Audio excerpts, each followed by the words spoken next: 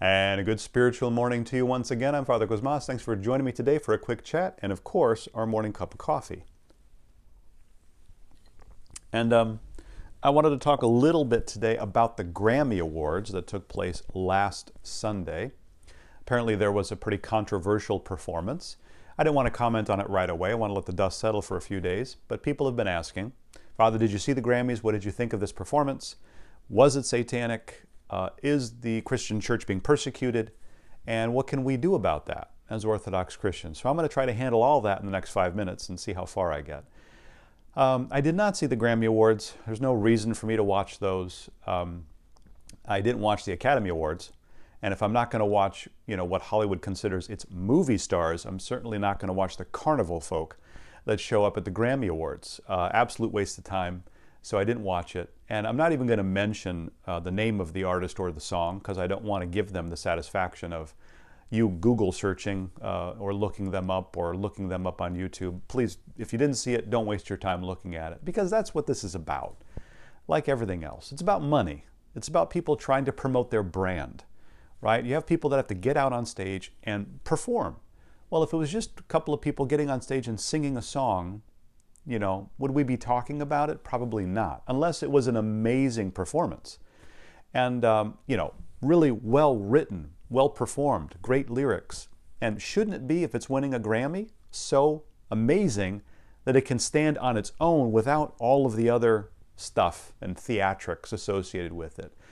But these are people trying to get exposure, they're trying to trend, they're trying to get clicks, they're trying to get likes, they're trying to get, money, basically.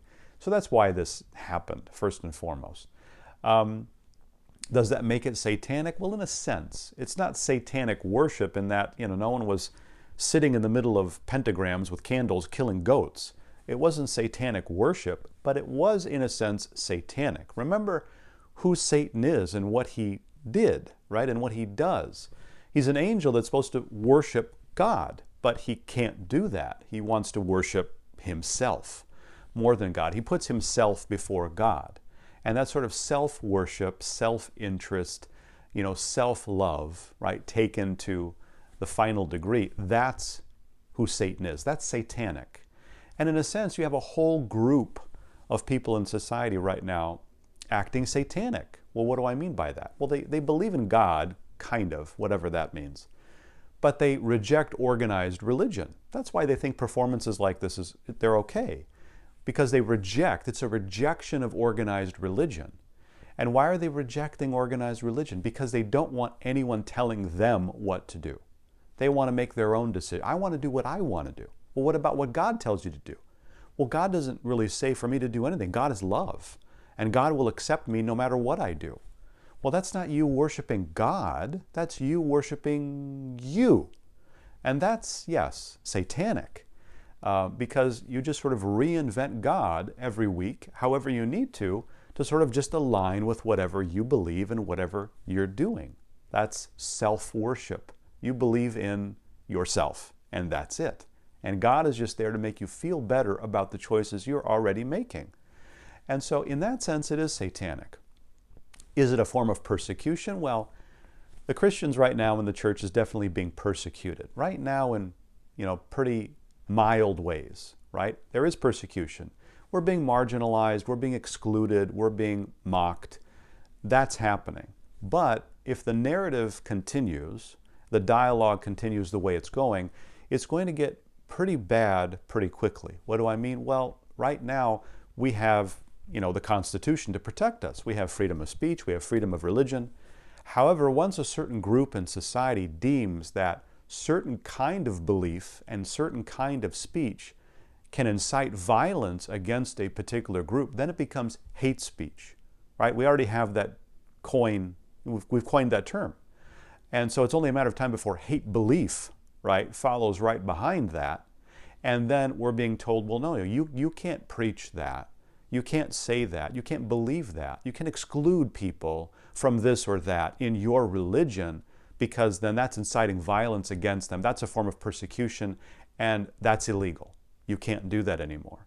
It's only a matter of time before the lawsuits start coming, before the tax-exempt status is taken away, and churches can no longer afford to stay open, and that will be a form of real, serious persecution. So what do we do about all this? Can we do anything about this as Orthodox Christians? Well, I would say the first thing we have to do is at least try to enter the conversation, right? We're not even in the conversation. When people are referring to the church and Christians, they don't even mean us. They don't even know we exist. We're sort of this archaic, novel branch, cultural branch or offshoot of the Catholic Church. That's how people think of us. They don't even know what the Greek Orthodox Church is. If you say, do you know about the local Greek Orthodox Church in your community? What will they say? Yeah, we love their gyros. We love their baklava. We go there and we buy food. That's how they know our church. And how depressing and sad that that's how they know our church, by our food festivals. That means we're doing something wrong. And we need to start entering the conversation and letting people know that we are here. Two basic ways we can do that, two effective ways. Number one, we can outreach, right? If we can help people in our local community, if we can do charitable endeavors, if we can give to help people that are in need, that will be one way that we can witness the love of Christ. So the first, we should be reaching out as much as we possibly can in our local community through charity. The second, we have to open our doors and start preaching the gospel and welcoming people into our churches. We've sort of existed like an insulated cultural group. Well, no, we're of this culture, so this is our cultural center. If you're not Greek, you don't belong here. If you're not Russian, you don't belong here. If you're not Arabic or Antiochian, you don't belong here. It's for us. And that's, of course, not the gospel of Christ. We have to open ourselves up and welcome people in. And then they'll get to know at least who we are and what we stand for and what we believe. And if we can try to do that, we at least have a chance of surviving in this society. But the way that it's going, we're going to continue to be marginalized and excluded and mocked and then just flat out persecuted 100%. And that's unfortunately what we have to contend with and what's coming.